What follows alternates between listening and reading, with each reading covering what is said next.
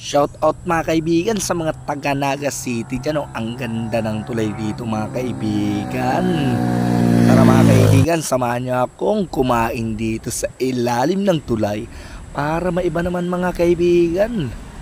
Mukhang ang presko dito kumain mga kaibigan kasi ang ganda ng ilog mga kaibigan. Oh. Chocolate yung kulay niya mga kaibigan. At walang basura mga kaibigan. Iba lang yung kulay pero walang basura. Ganyang kalinis dito sa Naga City mga kaibigan. Tara! Halika na mga kaibigan. Oh, pagmasdan nyo na mga kaibigan ang ating kakainan. Ready na tayo kumain mga kaibigan. Oh. Nandito na ang ating talong na bilog. Hindi natin hinati. At may makakaril na sardinas. Namiss ko mga kaibigan magsardinas. As yung pinabigay ni DSWD naubos ko na. Kaya namiss ko yung mga dilata nila. Mayroon tayong isang saging dyan mga kaibigan. Talong at sardinas. Napakaganda ng blending nito mga kaibigan.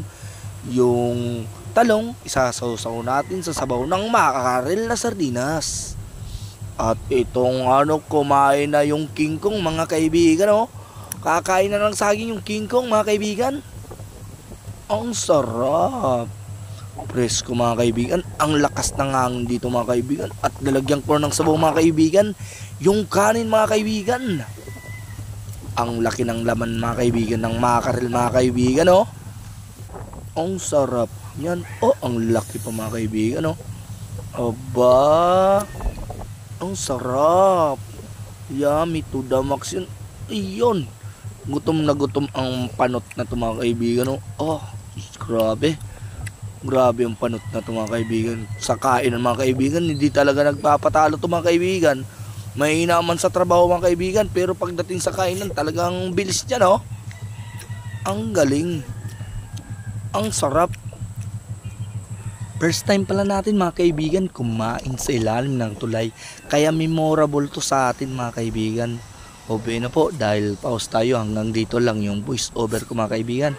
Panoorin nyo lang ating video at sana ay tapusin nyo mga kaibigan kahit walang kwenta ang ating ginawang video. And yun lamang po, maraming salamat. Malakas na kasi mga kaibigan yung ihip ng hangin dyan, kaya hindi na maririnig yung boses natin dyan mga kaibigan. Bye bye!